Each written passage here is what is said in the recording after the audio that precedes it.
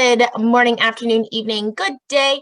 My name is Kim. I am the Children and Young Adult Consultant of the Connecticut State Library. I am here with Kristy and Kara as a part of this episode of CT Pages to tell us about the Cromwell Belden Public Library's Children's Garden, which sounds super awesome. When we're recording this, are sliding into fall, but in my humble opinion, that's more when it's time to go outside because you're not sweating. So thank y'all for a bit of your time this afternoon. I'm really excited to hear about this because I think I saw a picture of it or a flyer or something, and it was really exciting. Thank you so much for having us. So I think we're just going to give a quick synopsis of how this all got started, if that's okay. So Cromwell was known as the Rose King of America. We're a really small community, about 14,000 people. Yeah. And one of the parks, which is right down the street, was named after Andrew Pearson, who was the person who made all these huge rose places in Cromwell. So we sort of tapped onto that early on after the pandemic and began doing some seed swaps. We started a seed library like many other libraries had, and the response was just overwhelming. I think there was 700 full packets of seeds taken from the library within just a few short weeks. And we did limit people, and the response was just overwhelming. And then, we hatched our chicks, which brought in a lot of foot traffic, and, things were really exciting and we were moving forward. And I was in the car on my way to Vermont to pick up a puppy. And I was sort of scrolling through, I know every town has them, those Facebook pages for your town. And it was really sort of interesting. Sorry, my phone's ringing. And I'm scrolling through, and there was a post from a prominent woman in town who had started the children's garden in our community garden area. And she basically said, look, I'm moving out of state. I'm looking for someone to take this over. And I was like, oh, this is like the perfect next step. Like, this is amazing. So before I did anything else, I just text Kristy. And that was my day off, and I didn't care. And she was at work, and I'm like, what do you think? Children's garden, take it over. And I got like an immediate yes exclamation point. So then it was like, okay, so now I have to convince my town manager, text him. And he's like, I thought you had the day off. I'm like, I do, and he said, sure, go for it. And then, the rest is sort of hasn't been easy, but has been such an amazing project. So I think I'll turn it over to Kristy for the next piece. So it was obviously very exciting to get that text from Kara. And I said yes immediately. What I had forgotten was that I was talking to Kara Canney, which means that you need to be ready. As soon as you say yes, like you need to be ready to go 100 miles an hour. So like that following Monday or something, she's like, so are you ready to go down to the garden? I'm like, oh, right now. She's like, yes, we're going. So away we went to, do like a site visit and see what we were working with. And there was, as Kara said, already a plot in place, but there were no beds. There was a structure, but there was really nothing there. So we said, okay, so it's time to figure this out. So we're like, well, what do we need? So we just started making lists, and we started trying to figure out how we were going to make this work. The town's budget cycle, like the budget had already been approved for the next year, so there wasn't anything there. So we started looking at grant opportunities. Well, most grant deadlines had also passed, but we found one grant. We went through the process of applying for it. Lots goes into that, making videos and writing up all kinds of things and getting data. And we were notified soon thereafter that we had made it through to the final round. And that was so exciting because that was going to give us a nice, healthy budget to make this beautiful garden. And so we started making all kinds of plans, knowing that there were constraints that came with it. We were not allowed to talk about it to pretty much anyone, which meant that we couldn't go about, advertising and making a big splash around town. So we quietly kind of started some seeds within the library. enough for about 4 beds. So we've planted seedlings in the library and we're wheeling them out in the morning. And there's all these cute little pots out in front of the library, and we're having to tell people not to take the plants that they're seeing outside the library, but to ask us about our new garden location. And then we're wheeling them back in at night and watering them every day and all of those things, and trying to quietly spark interest because we're in the running for this big grant, this big nationwide grant, I should say. So then we get word that we did not get the grant, and we were pretty crushed. Yeah. But we did what all libraries do, and we pivoted and we started just talking to people about potential donations.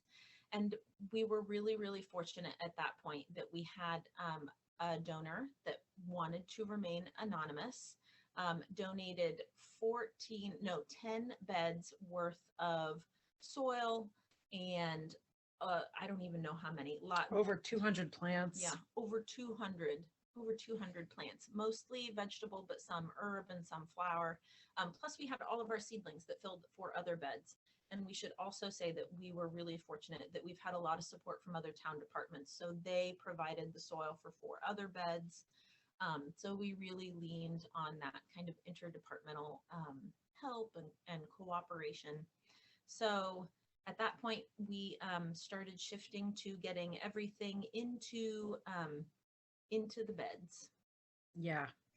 The interdepartmental was amazing, even just for a labor perspective. I mean, like, these beds were very high. They were not ideal for a children's garden, but they're fabulous for my back as an adult. I mean, it was a lot of soil, and our building maintenance department was phenomenal. Our transfer station had some compost, a giant compost pile, and helped us with the first 4 beds. I mean, it was really, everybody helped out.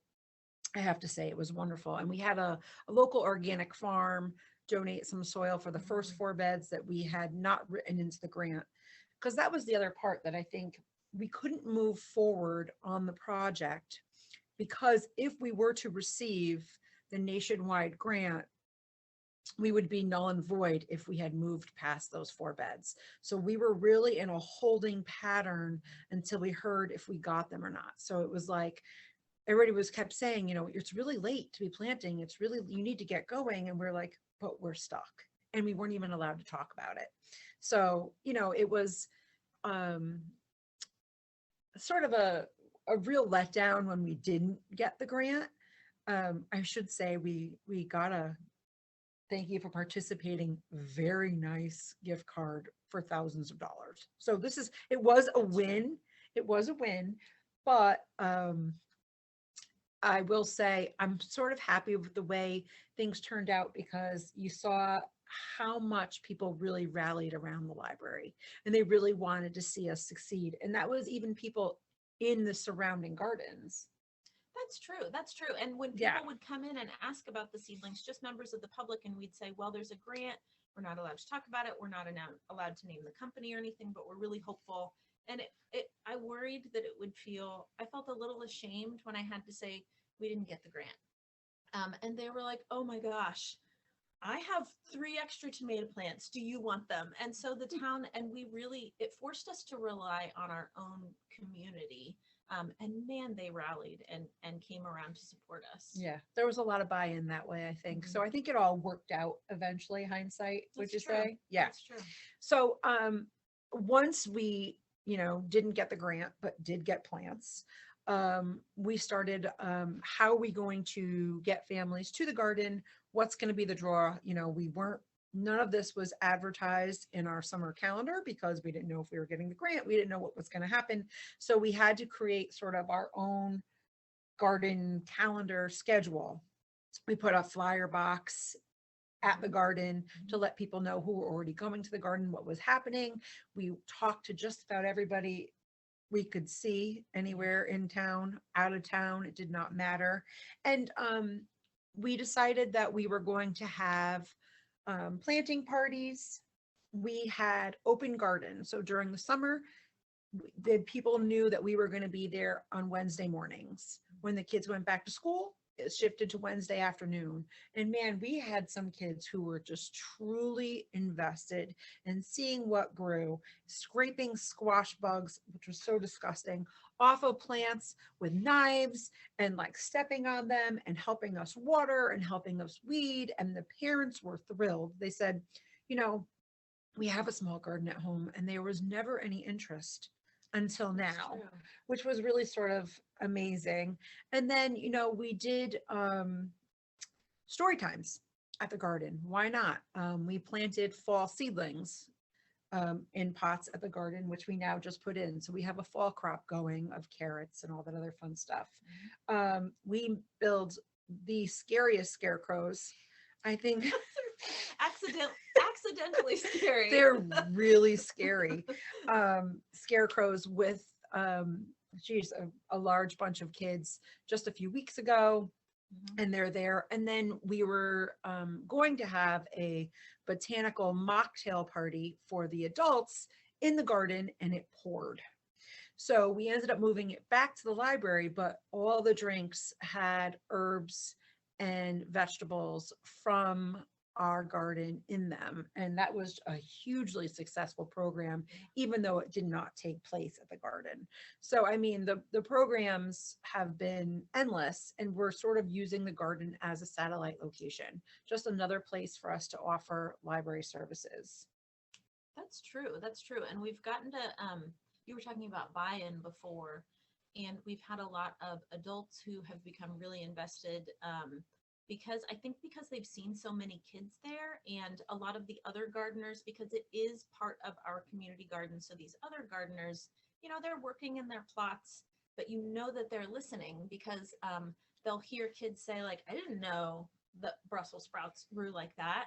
And they've been hugely supportive. They'll come over and say things to us like, look, you have kids in here and it's so great. And like, they would like look at the teens. We participated in the Great Sunflower Project, which is, there's a university in California that's tracking pollinators all across the nation. And so we would enter our data. Well, we would have our teen volunteers stare at the sunflowers. And so they would just stare at the sunflowers for like a couple minutes, counting how many times the pollinator had touched down. And then we would record that data and talk about what it meant. So I think that was probably also fun for the other adults and community members who just saw kind of the, I won't say chaos because it was organized, but there was a lot going on a lot of days at that garden. And we were a little worried that maybe we were bringing a lot more people, you know, to what before had been a relatively quiet space, but they have been incredibly welcoming to us. Yeah, we had a shaved ice truck come after one of our events there, and the parking lot holds probably 25 or 30 cars if they're parked correctly. And if you happen to be just a regular member of the community garden coming to water that afternoon, you're going to have to wait a little bit or park down the street. And no one was upset by it. They were just so happy to see so much life at the garden, I think. And then, so what we did as far as the vegetables go, do you want to talk about that? Yeah. So, you know, you never know, especially since we couldn't really get started until beginning of July, not an ideal time to start. But again, we were super fortunate that we had that donor and that we'd started our seedlings early. So by the time we finally got them in, we didn't know what kinds of crops we were going to produce, but we've ended up with like gallons and gallons and gallons of peppers, and lots of different kinds of peppers, and lots of tomatoes and lots of herbs, like you said, a lot of sage, all kinds of things. So the volunteers who come in to help, you know, they have done like from scraping squash bug eggs off of pumpkin leaves to watering to all kinds of other things. They get first dibs. And we found that the kids who are at the garden, their parents have said like they're more likely to crunch into a pepper there and try it if they've seen, you know, they've been invested in it for months now. Right. They planted that pepper. Yeah, they did. They've seen how it grew. They've seen how amazing it is, you know, how it survived. And yeah, so they've been willing to try things. So they get first dibs, and they took home a fair amount of stuff, but we still had just so much produce. So we brought it here, and we have an area right by our main circulation desk where we lay it all out, try to make it look nice. And then we had a staffer here who made little cards for each one that told, because we realized we were answering a lot of questions. That's a cubanelle, that's a jalapeno, you know, that's what this is and this. So she made different tags for each one that told them what it was and some of its characteristics, you know, like mild heat or tangy or whatever. And so that's been an interesting learning opportunity that I had not anticipated. So people we've almost trained them too well to where people will come in and they'll get their books and they're like, do you got any peppers? like, oh, we haven't been to the garden today, but we're going tomorrow. Right. And we kept bags by the front desk, and people were very hesitant at first. They were like, Yeah, I don't want to take it. And what if someone else wants it? And I'm like, if there's a huge overflow, I just brought it right down the hall to Human Services. And they were super appreciative. But, you know, like you said, I think we have trained our patrons where they're just like, oh, wow. Because they know we're going to bring back more. Like, I think there's still plenty of peppers to harvest. We also did some take and makes too. That's right. We included recipes and just provided all the vegetables that they were going to need for that recipe. And it was, that was gangbusters too. I mean, it was pretty impressive, the amount of produce that we brought back. And there's some there still. We're still producing tomatoes and peppers. The basil is starting to look a little funny now. It's getting cold, but we just planted carrots and all the other fall crops. So it'll be pretty interesting to see how far into the fall we go. Yeah, which takes us to like the future, because of course Kara's always like looking at the next, like, guess what we're doing next. What? I ordered a greenhouse. I did. It's going on the side of the library. You know, Kristy took home, she forgot to mention, she took home some of the seedlings because she was scared over long weekends. They weren't going to get water or sun and they weren't going to make it. So I'm like, you know, let's make this easy on ourselves. And, you know, a municipal building, you still have to, I have to get a permit. I have to draw a plot. I have to say, hey, what's this going on the side? Is it rated for what wind? And, you know, and it's coming in, I think 10 days. And we still have to level the side and do all this fun stuff. But it's like, I think the possibilities are endless for what we can do. And the support that we've gotten has just been so amazing that I can't see us ever giving up the community garden. The Cromwell Belden Children's Community Garden. I mean, it's more than children's because, you know, let's face it, it's a community garden. And we should mention that we had amazing adult and senior volunteers who would take it upon themselves to make sure that the garden was watered on the weekends. You know, in the summer, we're not even here on Saturdays or Sundays. And we just kept a little whiteboard and people would mark when they watered so that other people would know. And it was just, I mean, it was a full team community effort. And I think it was an A+. Yeah, and I don't know that I was expecting that, people to go out of their way to drive to this place and then to call us or to come in on Monday and say, I was at the garden, here's what I saw, here's how much I watered. And we're like, wow, this is amazing. And then it's brought them into the library itself more than they had been before. Because, you know, you're always trying to get more community members into the garden. And, you know, we're always scheming, how do we get people, how do we reach different parts of the community that maybe we weren't reaching before? So that's been interesting to see who was willing, who was not scared by a garden and who was willing to go there, that we were then able to maybe not lure into the library, but maybe show them that, like, look, we're not scary. And there's so many amazing things in the library building proper, and we'd love to see you there. Yeah, I think it's given us an opportunity for people to know us now too. Yeah. You know, and we've had the opportunity while we're at the garden to talk to the people who had not been in about the other things that we offer here. Like they didn't know we had the yard games. They didn't know we had, you know, the metal detectors and all that fun stuff. And just in conversation, they learned more about the library. So I mean, Yeah, whether they wanted to Were or they- not. yeah. Like, so have you been to the library recently? Have you heard what we're doing? by the way, we're more than just this garden too. Yeah. Yeah, it's been a lot of fun. I had written, I was like, oh, what are future plans? I had written a whole thing and like, I have anything else to say. Do you have any, this, I don't even know why I'm asking this question. This is because I want all libraries to do this because I live in an apartment. I have lots of plants. I don't get enough light for vegetables, but I got a hydroponic thing. I will have tomatoes soon. I think I'm almost positive. I already had like a bunch of lettuce, but one of the things that I know that for people who live in spaces like this, right?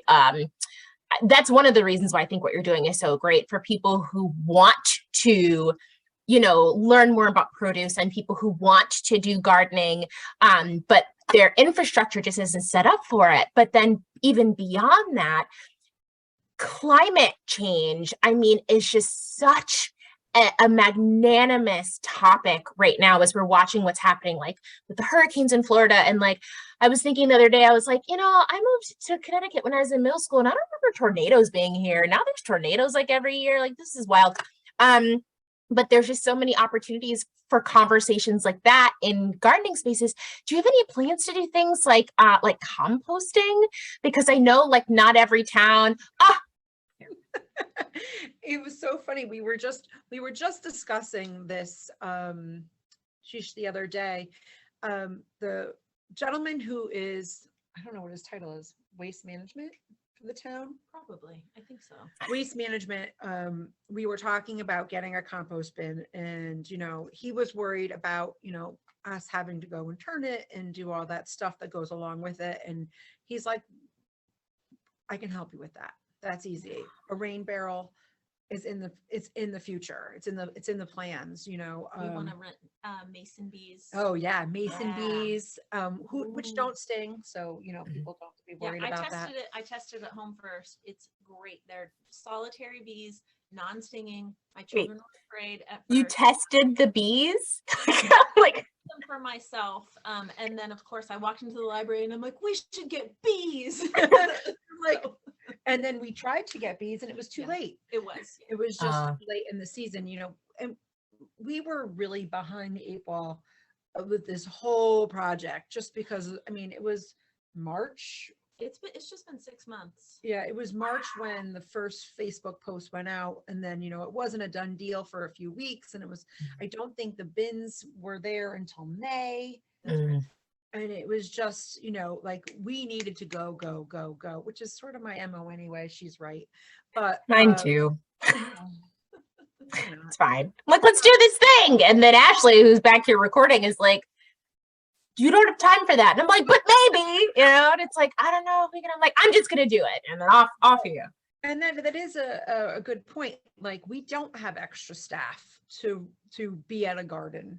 We don't have extra funding. I was, through my budget cycle, and then my budget for this upcoming year was already finalized. Yeah. So, that extra money that we got with our second place has really helped us stay afloat. And I will say that really great, generous person who is in town said to me, just call me, I can get you seedlings, I can get you whatever you need.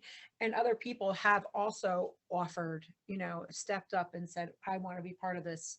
What can I do to help? So, Talk about community engagement. it was amazing, really amazing. And, when you talk about, climate change and what is different, that is absolutely something that we should be looking at, with the students, with the patrons. I like that idea. And I like the idea of like some intergenerational programming, because you hear some people who've had garden plots at the community garden for a long time saying, we didn't have to deal with this ago.